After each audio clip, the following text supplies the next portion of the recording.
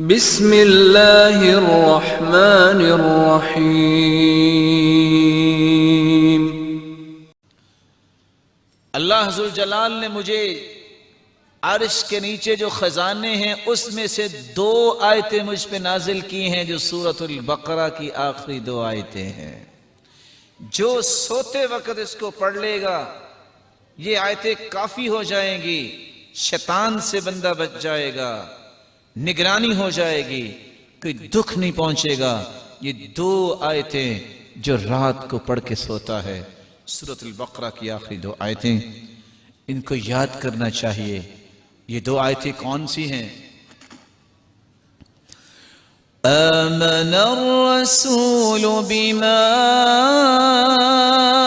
उन्ज़िला इलैहि मिर रब्बिहि वल मुअ्मिनून कुल्लुन आमन बिल्लाहि व मलाइकतिहि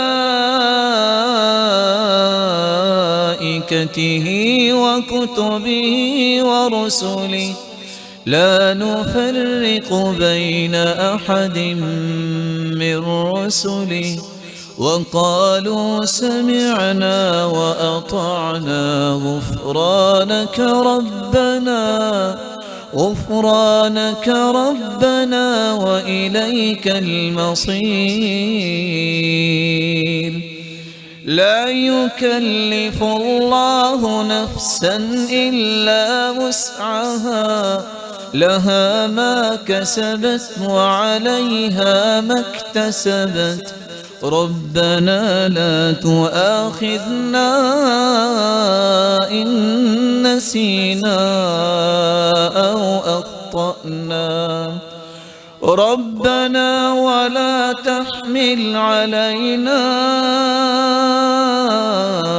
إصرا كما حملته على الذين من قبلنا ربنا ولا تحملنا ما لا طاقة لنا به واعف عنا واغفر لنا وارحمنا أنت مولانا فانصرنا على القوم الكافرين।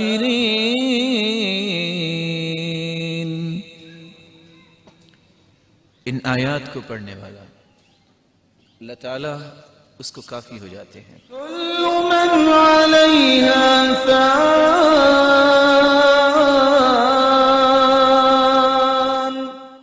बिस्मिल्लाहिर्रहमानिर्रहीम।